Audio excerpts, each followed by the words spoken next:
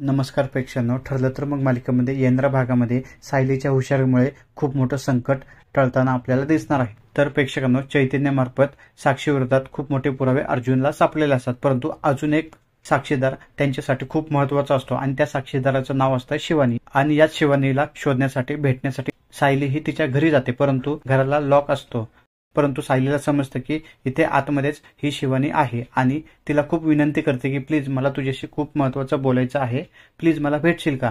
यानंतर ही सायली तिला कन्व्हिन्स करते आणि तिला मग स्वतःच्या घरी घेऊन जाते आणि पूर्णाईची परमिशन सुद्धा घेते की आजच्या दिवशी हिला इथं राहू द्या आणि पूर्णाई तशी परमिशन सुद्धा देते। परंतु यानंतर प्रिया तिकडे येते आणि हे समजल्यानंतर सायली लगेच त्या शिवानीला तिच्या रूममध्ये घेऊन जाताना दिसते आणि प्रिया त्या मुलीला पाहते असं आपल्याला वाटतं, परंतु प्रियाला त्या मुलीचा चेहरा दिसलेला नाहीये। त्यामुळे चुकून जरी प्रियाने त्या शिवानीला पाहिलं असतं तर खूप मोठं संकट आलं असतं। ही प्रिया स्वतः सुद्धा आणि साक्षीला सुद्धा सावध केलं असतं, त्यामुळे खूप मोठा अनर्थ सायलीने टाळलेला आहे।